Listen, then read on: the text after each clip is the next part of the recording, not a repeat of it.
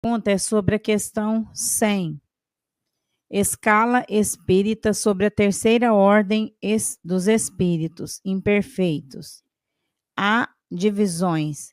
Gostaria da opinião de vocês, do Jorge, sobre os espíritos neutros, que diz que não são bons o suficiente para fazer o bem e nem são maus para fazer o mal.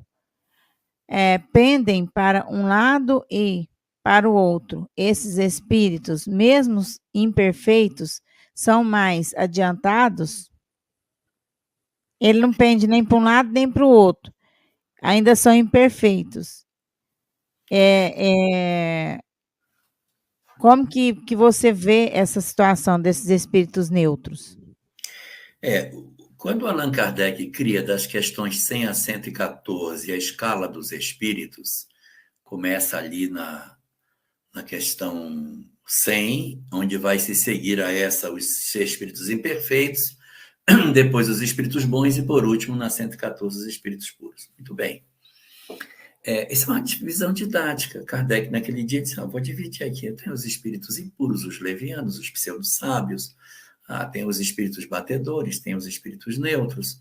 Então, ele vai fazendo uma divisão, como ele entende que poderia ser classificado os espíritos. Os espíritos neutros estão colocados na condição de espíritos ainda na terceira classe, porque eles podem fazer o mal se forem influenciados, eles não têm certeza do bem. Então, eu não posso pegar esses espíritos e colocá-los na classe dos espíritos bons, porque eles não são propensos ao bem.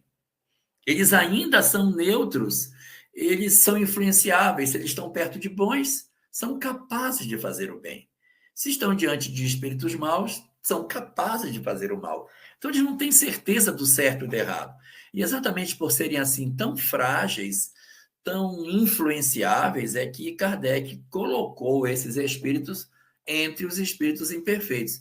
Ele poderia ter colocado uma classe dos imperfeitos, né, que seriam os espíritos maus aqui embaixo, depois o espírito neutro só com um e depois os bons.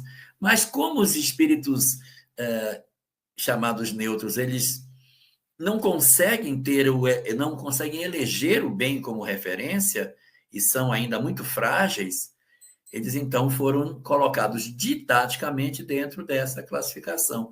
Mas isso tudo é uma classificação didática, isso não tem uma rigidez, não, é assim que é.